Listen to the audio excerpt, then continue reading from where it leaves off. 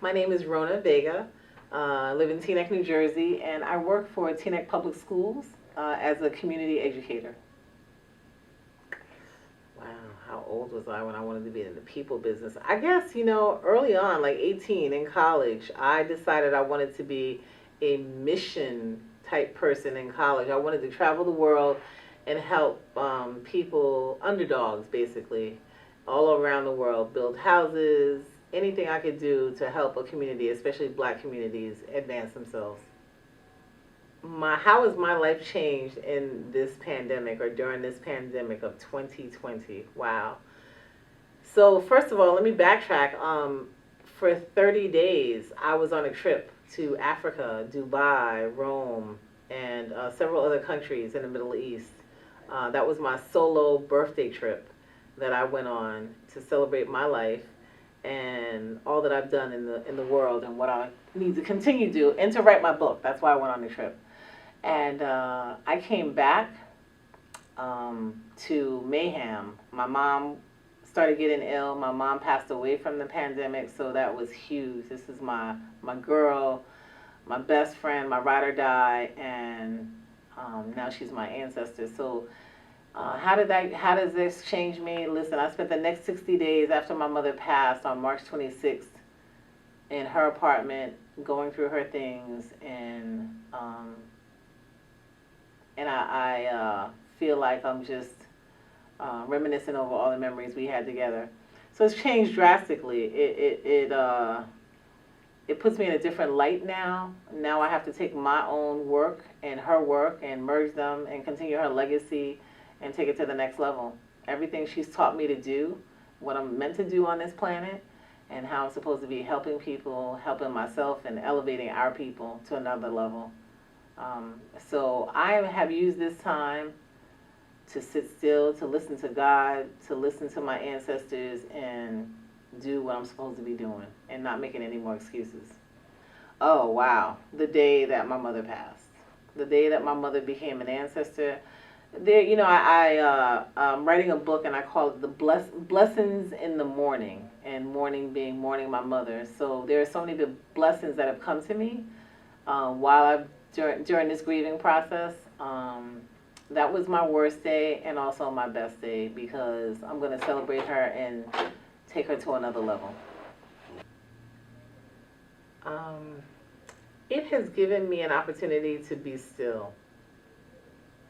So as much sadness and that has happened, it's also an opportunity to stop. And I think that people need to stop, regroup, and reevaluate. And I hope more people are taking advantage of this and took advantage of this time, because it is a rare opportunity that we get to stop, reflect, and connect with God, connect with our ancestors, and connect with the world and the universe, and find our passion and focus on it a little bit different.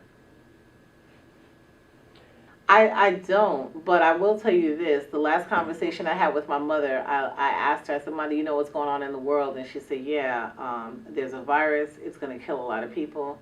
And she remembered, or was reminded of, the Asiatic flu that she had, and her infant daughter died of pneumonia during that virus and that flu season. So she looked at me and said, "Do not let this kill you." Right. Oh yeah. Teamwork is everything. Is everything. We can't do anything much by ourselves. You can get but so far, but there are many African proverbs that talk about how we can, collectively do tremendous work together, and there's no I in team. So it's really important. It's a really important part of my life. It's how my mother raised me to help people. And no matter how little you think you have more than somebody else, and there's always something you can do. So it's what I live.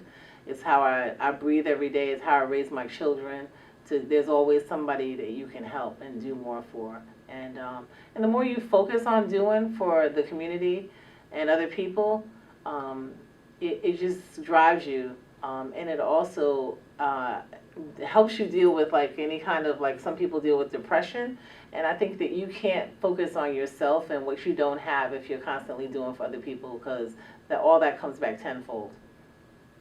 The human fabric. I mean, it's beautiful. It's beautiful seeing people work together, come together, support each other, um, connect, and focus on what's important. You know, all these material things we have learned how to be minimalist and survive with a lot less. Maybe we don't need all those clothes and shoes and things and cars and, you know, growing their own food now and eating more healthy. So walking, I see more people out walking and doing more things together, family time, dinner time, which is something I was raised as a kid but haven't done really with my family and raising them. So all these values that our ancestors and our elders raised us on, I think we're starting to get back to that, and I think that's important. And I really, really hope that as this pandemic ends and people come out of this isolation type period, that they don't lose these values that they've got to reconnect with. I really hope that as a world, not even just a nation, as a world, that we have learned so many great values, as I spoke about before, and that we come from this space loving a little bit more, appreciating a little bit more, and appreciating time and now, because as we all say, tomorrow's not promised, but we really know on a grand scale that your life can be snuffed away like immediately with no warning. And I think that's really important, that we move forward with all these values.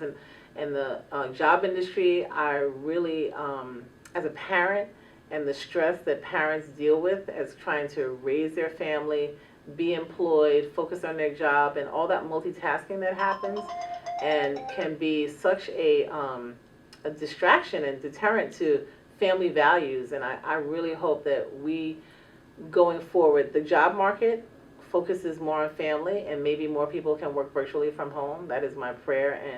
And the planet, I think, has benefited greatly from us without so much pollution, using cars and automobiles and transportation, et cetera, and stuff like that. I think that we can learn a lot from this, and I hope we as a society and as a world have learned to embrace and love each other a lot more as well. So in closing, this pandemic has been a whirlwind for me, but again, a blessing in so many ways, and that's how I'm always going to look at it. It'll always be monumental to me, because I lost my best friend, my ride or die, my mama, my girl, and my mentor. But I will, it has just given me the strength and courage that I didn't know I had, and I'm just going to blossom and be so much better than what I was ever. I think it has catapulted me to a different level, and I'm hoping it's done that for so many other people. Okay. You know, how does the pandemic and the protests, how does that look? That looks very, very scary and disturbing to me, because we're just coming out of this pandemic, and we're not even sure if we're just coming out of this pandemic or not. We don't know who's safe, who's not safe. We don't know if this virus has mutated and has is going to come back, and there are people walking around. So it's very scary when I see people protesting without masks, close in proximity, when we were just told for 3 months to be 6 feet or 8 feet apart from each other, and now people are locked arms. And most of the people that have died from this virus and pandemic are people who look like me, people of color, and we are out there for a great cause, and the loss of a senseless loss of life. But at the same time, as people of color, we have two things coming after us right now: a virus and this being victims of crimes by police. And it's a problem. It's a real problem, and I think that I need Black folks to reevaluate before they step into these crowds and just make sure they're safe. Just that safety is premier in this situation.